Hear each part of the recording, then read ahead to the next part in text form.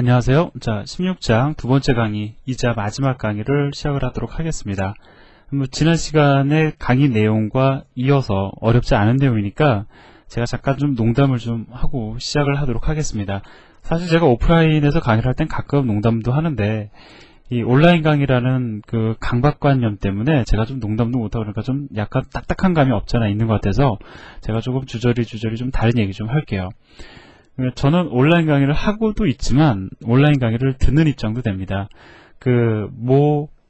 영어 회사에서 온라인 강의를 갖다가 하는데요. 제가 리스닝을 갖다가 그 다음에 영작 이 두 가지를 갖다가 제가 온라인으로 공부를 하는데 참 재밌는 게 저는 그냥 이렇게 여러분들에게 말씀을 드리고 그 다음에 같이 한번 실습해보고 이러는데 그거는 상당히 이렇게 막 음악도 앞뒤로 막 흘러나오고 막 효과음도 막 집어넣고 그렇게 돼 있더라고요.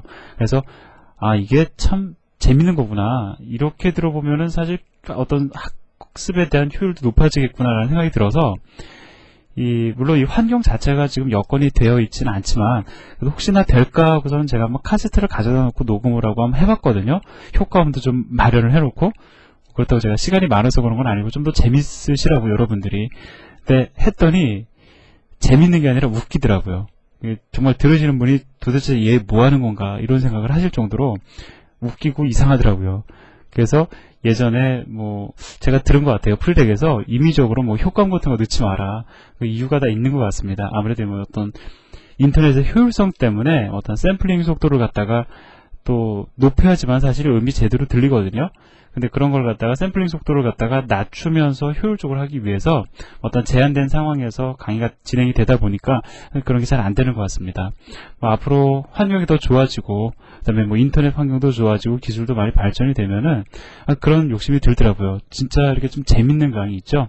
그냥 이론만 전달하는 것이 아니라 어떤 효과음 혹은 여러분들이 좋아하는 어떤 음악들이 더불어 이렇게 흘러나오는 그런 강의가 됐으면 하는 생각을 제가 좀 해봤습니다. 결국은 테스트 해봤는데 영 아니라서 여러분들에게 제가 서비스를 못 해드리겠네요.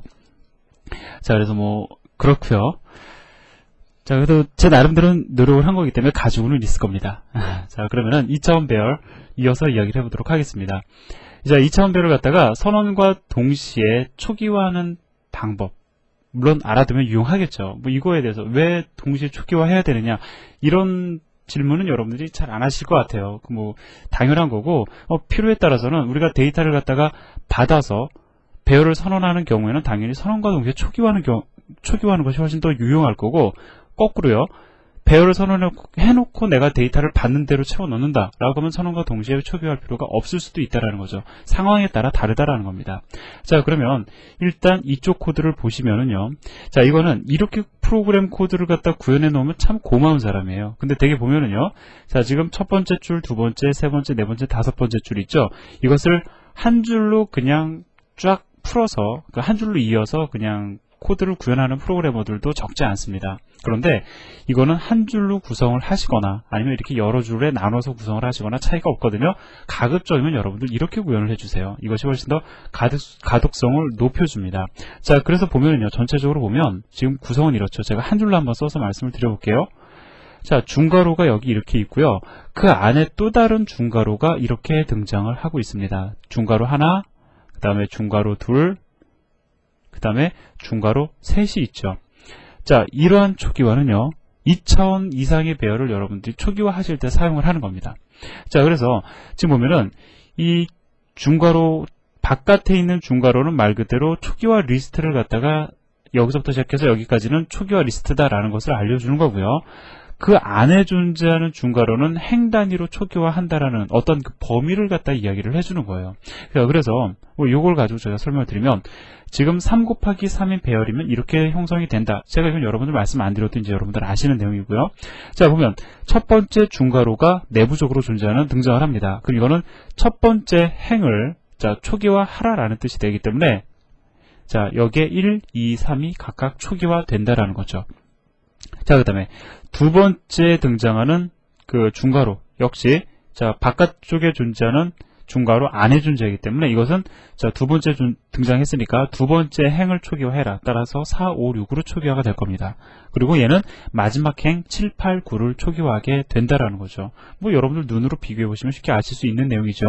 자, 그런데 이런 경우도 있어요. 내가 행을 갖다가 다 초기화시켜 주는 것이 아니라 행의 일부만을 갖다가 초기화시켜 주길 원할 수도 있죠. 자, 그런 경우 이렇게 선언하시면 됩니다. 자, 지금 보면은 첫 번째 행을 초기화하기 위한 중괄호, 두 번째 행을 초기화하기 위한 중괄호, 세 번째 행을 초기화하기 위한 중괄호가 이렇게 등장하고 있죠.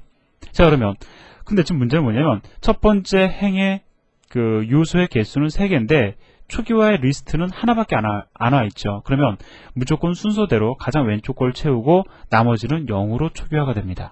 자, 여기는 3개인데 2개밖에 없어요. 그러면 왼쪽부터 4, 5 채우고 모자라는 것은 0으로 채워준다라는 거죠.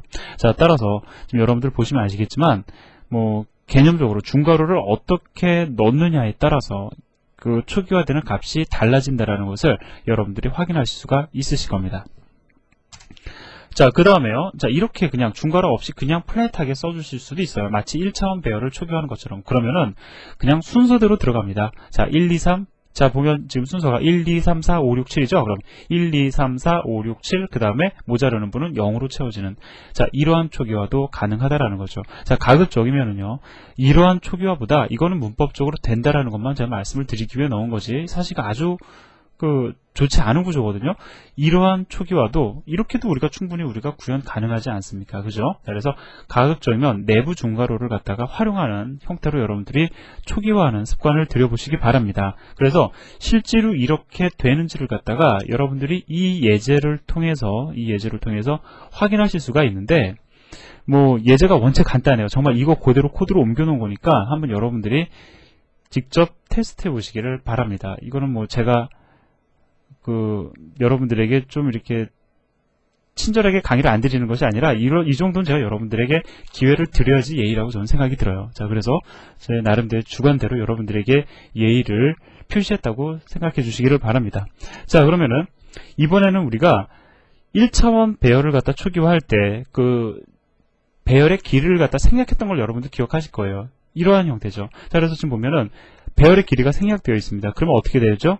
값이 얼마로 채워지냐면 초기화 리스트의 개수로 채워진다. 즉 지금 이 경우엔 초기화 리스트의 개수가 5개니까 이걸 참조를 해서 컴파일러는 여기에 5가 들어가 있구나라는 것을 5가 들어간다라고 간주를 할 거라고요. 자, 2차원 배열도 우리가 이렇게 초기화 리스트만 존재하면은 이렇게 인덱스의 길이를 갖다가 배열의 길이를 갖다가 우리가 생략할 수가 있습니다. 그런데요. 이렇게 무턱대고 왼쪽 오른쪽 두 개의 인덱스를 다 생략할 수는 없다라는 겁니다. 왜 그런지 한번 볼까요? 컴파일러가 이 오른쪽에 존재하는 초기화 리스트의 수를 가지고 얼마를 채워넣어야 될지 모른다라는 거죠. 한번 봅시다. 지금 보면 총 8개죠? 자, 8개면은 여기에다가 넣을 수 있는 수의 개수가 몇 개냐면, 자, 1, 8도 가능하죠? 그 다음에 뭐 한번 써볼까요? 1 곱하기 8 배열도 가능하고요. 2 곱하기 4 배열도 가능하고, 4 곱하기 2 배열도 가능하고요. 8 곱하기 1 배열도 가능하죠. 즉 어떠한 것을 요구하는지 모른다라는 겁니다. 그런데 우리가 이 중에서 하나만 가르쳐 준다면, 자, 8인지 4, 2, 1 하나만 가르쳐 주면 왼쪽 건 컴파일러가 유추할 수가 있다고요. 자, 그래서 이러한 형태로 여러분들은 선언을 하셔야 됩니다. 그래서 예를 들어서 요게 지금 4가 들어와 있어요. 자, 4가 들어와 있으면 이거 얼마 들어오겠습니까? 뻔히 2가 된다고요. 그죠? 자, 여기에 2가 들어와 있어요. 이거 컴파일러 입장에서 뭐 컴파일러 생각하지 마시고 여러분들 여기 초기화 리스트 8개인데 얘가 2래요. 여기 얼마 와야 되겠습니까? 4가 와야 되겠죠. 자, 계산이 가능하다라는 겁니다. 그래서 2차원 배열을 여러분들이 선언하신 데 있어서 내가 배열의 길이를 갖다 내가 명시하지 않겠다. 초기화 리스트의 정보를 대체하겠다. 그래도 자, 두 번째 인덱스 요소에 존재하는 값은 여러분들이 명시를 해주셔야 된다는 거 더불어 기억하시기를 바랍니다. 자, 그러면 이제 마지막으로 3차원 배열의 선언과 그 의미를 여러분들이 좀 말씀을 드리면서 16장 강의를 마무리를 지으려고 하는데요. 말 그대로 3차원적 메모리 구조를 이야기를 합니다. 자, 이 그림을 보면 3 곱하기 3 곱하기 3인 배열은 어떠한 형태가 되냐면, 자, 여러분들 큐빅 퍼즐 아마 맞춰보는 놀이 어렸을 때 많이 해보셨을 겁니다.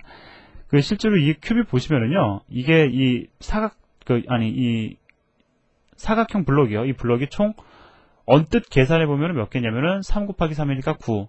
다음에 3이니까 27개가 있다라는 생각을 하실 수가 있죠. 근데 사실은 정 가운데 있는, 정 중앙에 있는 그 육각형 블록은 하나는 없는 겁니다. 왜냐면은 그게 없어야지 돌아가거든요.